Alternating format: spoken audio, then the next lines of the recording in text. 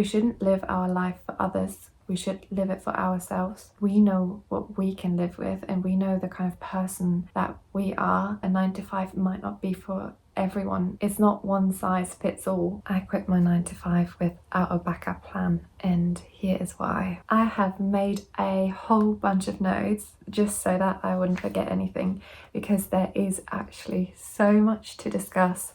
So let's dive straight into it. So this is a very personal video, and I will talk about all my personal issues. So take some of these with a pinch of salt. Someone else might experience things a little bit differently, and I'm not here to bash anyone. That's also why I won't be sharing any names. Here is a little bit of a list of things that led to me wanting to quit my job. My job was not actually 9 to 5, it was actually 9 to 6. We had an hour lunch break, which was actually quite nice, but it did mean that on days that I was in the office, I would have to be there from 9 to 6. And commuting there used to take me half an hour. It wasn't too bad, but bear in mind that all those things do add up and make for quite a long day, and sometimes I would work a little bit overtime, but I would try to do that on days that I was working from home rather than in the office. While I was working my job, I was working a hybrid remote job, so I was 3 days in the office and 2 days working from home. And honestly, that was such a blessing. I loved working from home. And a couple of weeks before I was leaving, I was actually asked to come in 1 extra day, so to do 4 days in the office and 1 day from home. Things at my company when I started were quite flexible, but they became increasingly less flexible, which was one of the issues. But I will dive a little bit more into that later on in this video. The company that I worked for went through a little bit of a rough patch in September, October time last year, and in turn they unfortunately had to make 20% of the company and the people employed there redundant. And what made things even harder is that even now in April they haven't really hired anyone new. As the months went by, more and more people left, but it was still the same amount of workload, which I think is quite a big issue. No one ever got hired, but it was still the same amount of workload. So the people that were left just had a very, very high stress environment. Towards the end of me being at the company, and actually kind of the whole time I was there, we were just churning out work, and we were doing one project, then moving on to the next, and then to the next, never really getting any breathing space, and never really being able to look back and see, oh, this is what I have accomplished. And I found that there was never really any praise or any acknowledgement when we had finished a job or when we had done a great job. It was just thinking about the next thing and the next thing and the next thing. And I know that sounds really silly and almost a little bit naive, like a work environment is just really, really fast paced. But I found that I need a little bit of positive reinforcement and just some acknowledgement that all the hard work that I've done has paid off. And if you feel like you're sacrificing a lot and not getting anything in return, or not even getting an acknowledgement that you have actually done a great job, that is quite hard, because you start to think, what am I doing this for? I felt very alone at my job. I felt that a lot of relationships in my office were already established. A lot of people already had their friendships, and it was really hard to kind of get into that and find friends. It was almost easier to become friends with the people that also newly started, but at the time that I started there weren't really a lot of people that started. So for me, being really introverted, it was quite hard to come into that. When I first started, I thought that it would be a little bit more like uni, where you can make friends, but uni is very different because everyone's in the same boat, everyone started at the same time, sort of everyone is really interested in friendships. And that is different at work, because a lot of people will have their friends back from school, back from uni. Another reason I knew it was time to leave was that I developed mental health issues, and that was a gradual process, but it suddenly got really bad, and I will talk in more detail about that later. But I did open up about it, and I realized that nothing would actually really get better, which made me think I really need to do something because it can't continue the same way. Another issue I had is that I definitely struggled with things and I had issues, but I did not really open up about them. And again, I just felt like I couldn't, because I felt like I couldn't criticize the job in a way. But I think it is very important to talk about your issues, because I was just stuffing them down and essentially making things worse. I also felt that I was being disregarded quite a lot, and in one of my reviews I got the feedback that I need to open up more and speak my mind a little bit more. And after doing that, I got disregarded quite a lot, and I got told that I was wrong, even though I knew I was right. And it's very hard for me to then stand my ground, because I like to avoid conflict. But I think at work it's super important to stand your ground, and if you know something is wrong, just speak up about it. You can do it in a really nice way, but I was always just biting my tongue, and that is not good because it festers and it becomes a bigger issue. So there were definitely things that I did wrong, but then on the other side of that is that there were also issues being put on me from other people. I essentially got blamed for a lot of stuff, even though I knew a lot of it wasn't my fault, but I just had to take the blame because I was a graduate, so I was in the lowest position there. And then one of the biggest issues that I had was stress. So basically we would get a project but would not get enough time for it, but when we handed it in, it still had to be perfect. So I would get blamed for it a lot of the time if it wasn't perfect. But the reason it wasn't was because there simply wasn't enough time. And I did voice that a couple of times. And after I shared that, I just got told, I don't know why you think there isn't enough time. There definitely is enough time. You should be able to do this. I wouldn't have voiced my concern if I thought there was enough time. So again, there was a lot of blame shifting and a lot of, you just have to handle it. Like, it's your fault if it isn't done or if it isn't perfect. I find that if that happens once or twice, you might be able to brush it off. But then if you feel like you can't actually really talk about it and feel like you're sort of being mistreated a little bit, it's hard to then want to stay, because it does do something with you internally and it doesn't just simply go away. Another issue is that I am a full-blown perfectionist, which I know some people might regard as a positive, but for me, and in my case, it is definitely a negative, because I wanted everything to be perfect, but I continuously got the criticism that there was a lack of attention to detail within my work. And after getting that feedback, I just thought, oh, I have to work harder and I have to fix my mistakes, which naturally, I think that's what everyone thinks. And I kept thinking that for months and working really hard on myself, even harder, kind of exerting all my energy. But then I received that feedback again, and again I worked really hard on fixing it, and that kind of went on for a year, or actually a year and 8 months, which is how long I worked at the company for. But then after receiving that feedback again, after working really hard on paying attention to detail, and to be honest, I am a perfectionist and detail is everything that goes around and round in my head.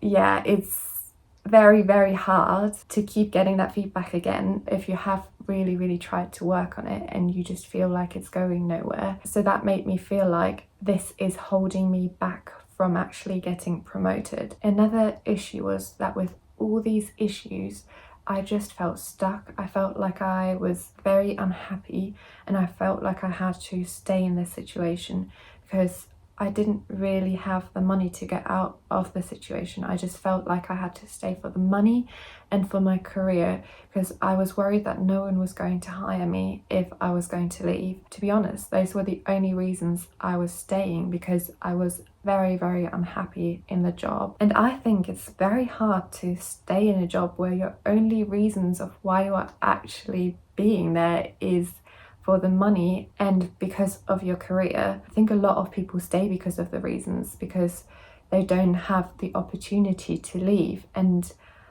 I find that makes me really, really upset, because I know exactly how I felt, and it's absolutely heartbreaking. I saved up for months and months and months because I was worried that one day the time will come that I have to leave. So I saved up a lot of money, but I know a lot of people can't do that, and that honestly, it breaks my heart. I actually had a colleague that went through a rough time as well, which I'll talk a bit more about later, but she said she couldn't leave because of the money. And I just think, I don't know, it just makes me so sad for this society, to be completely honest, that a lot of people feel like they have to stay in such unhappy situations. I don't know what we can do, but I definitely feel like with this video, I want to help those of you that might be struggling with it a little bit. I found that at my work, people were probably struggling with it, but they weren't opening up. And I personally found it really, really helpful when other people actually opened up a little bit. Then you know you're not alone, and you know you're not going crazy, and it's absolutely normal to sometimes not be happy with what you're doing. I hope with this video I can help you a little bit if you're struggling as well. But I know this is a much bigger societal issue, and maybe in the future I could dive into that a little bit more, but for this video I'm just going to focus on why I quit my 9-to-5 job. Another issue of why I wanted to quit was that there was actually a decrease in flexibility. As I already said at the beginning, I was 3 days in the office, and then in the end I got asked to be 4 days in the office. And at the beginning we could choose our own office days when we wanted to be in, and later on we got told to be in on very specific days. And what was the hardest part about that is that a lot of other people at my office were not in the same position, so they weren't asked to come in more days, and they got a lot of flexibility. And I think that just creates animosity between people, and I honestly don't think it's fair. It is really, really hard when you can clearly tell that some people are treated differently and are allowed a lot more flexibility than you are. So those were all the reasons that slowly crept in of why I wanted to leave. But it wasn't until sort of recently that I actually reached the stage of a burnout, and that was mainly due to me never addressing the issues, always pushing them aside and always thinking, oh, I will try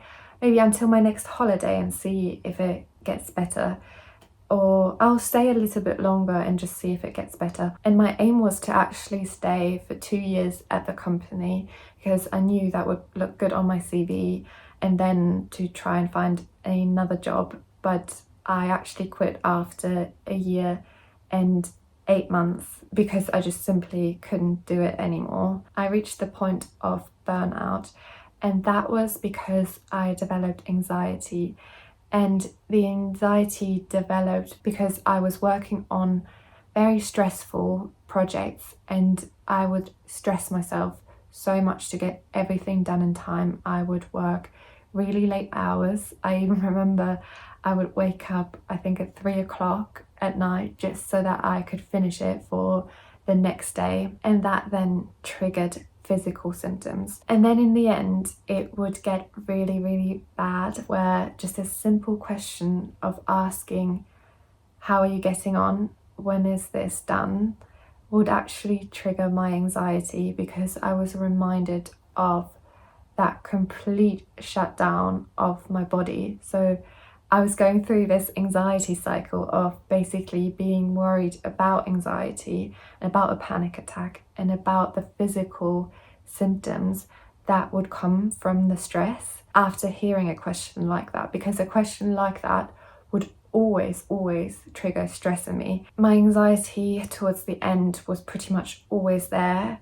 When I was in the office, when I was working from home, it was actually pretty much non-existent. And in the week where I decided to hand in my notice, I had that 3 times, and my panic attacks / anxiety attacks would last 6 hours roughly, and then I also could not sleep. So I had sleepless nights but would have to work the next day. And then to top it all off, my physical health symptoms actually got worse. I had them every single day pretty much through the start of this year, and I was just thinking, I have to quit because I am worried about these things becoming chronic. So I handed in my notice, and then the next day I had a call with one of my line managers because they wanted to check in and see if they could do anything to make the situation better. So they actually asked me if I am willing to open up about my issues.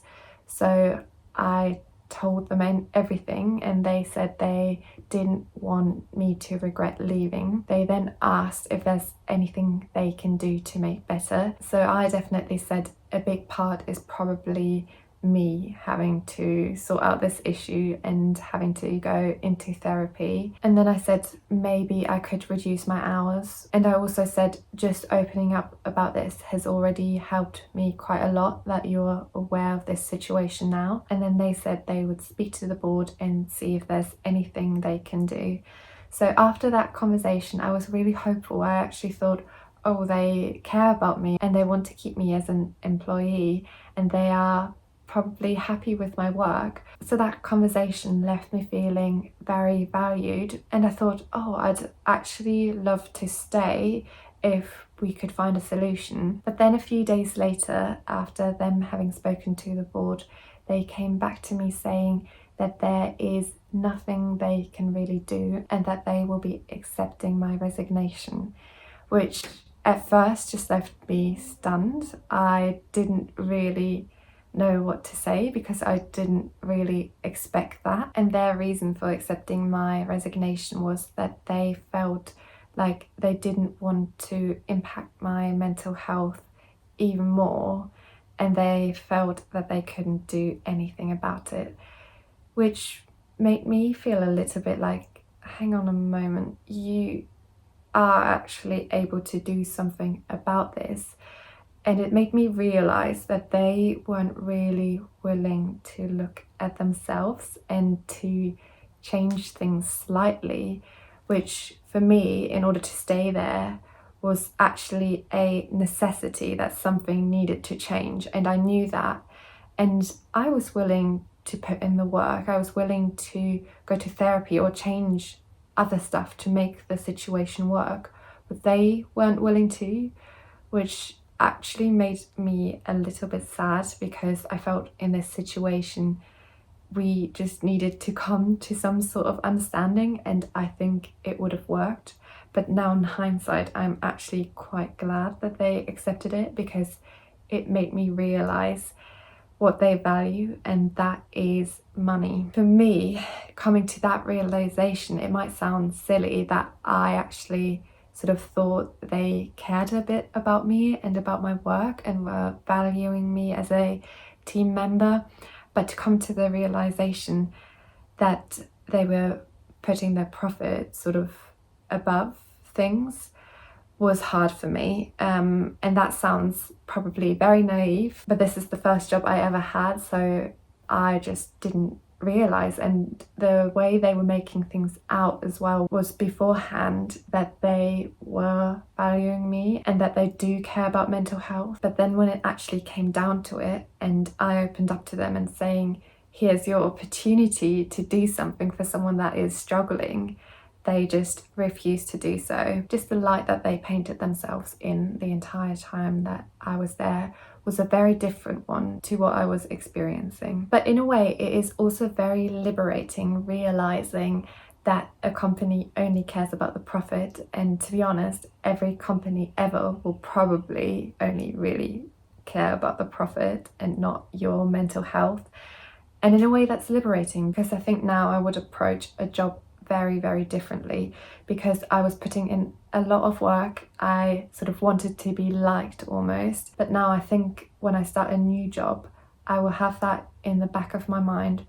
Only give as much as you can. Don't sacrifice your health, because when you're no longer useful, they will discard you. So you need to put yourself first, because they won't put you first. And I also realized I made the right decision, because I feel like in order to have been able to stay there, something would have needed to change, and they weren't willing to change anything. And I'm hoping to, in the future, find a company that is willing to actually take steps towards me if I am struggling. So that was pretty much my experience of quitting and the reasons why I quit. But I just quickly wanted to also talk about one of my colleagues who also made me realize that it is probably the right decision to quit, because she opened up to me saying that she had the exact same issues as me and was going through the same things. That helped me unbelievably much, because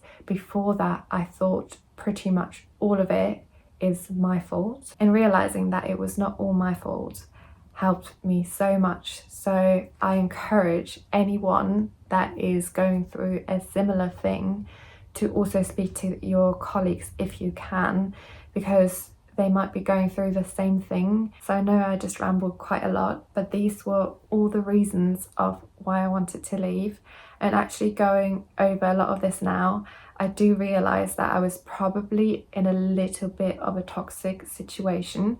And I also probably made it a little bit more toxic as well because of my perfectionism. So that is why I quit. And in my opinion, I believe that if you are considering quitting your job, you should seriously consider it if your health is impacted and if you are worrying that it's going to become chronic. But I also want to encourage you to not make a rash decision. It's also not easy after you've quit, and when you don't have anything lined up yet, you do obviously naturally worry a little bit. Another thing I would recommend doing is to write a pros and cons list and just write down what makes you want to stay and what makes you want to leave. And if the only reason of why you're staying is that you're doing it for other people and you're worried what other people think, then I think that's also a good reason to leave. But obviously this is not career advice. We shouldn't live our life for others. We should live it for ourselves. And we know what we can live with, and we know the kind of person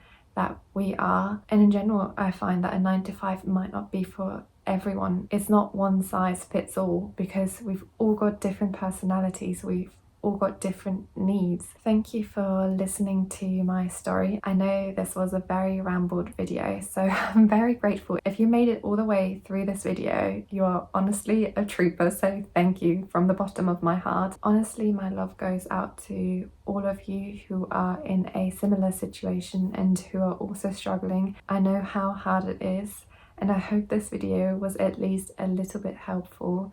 So yeah, thank you so much for watching, and I will see you very soon with another video. Goodbye.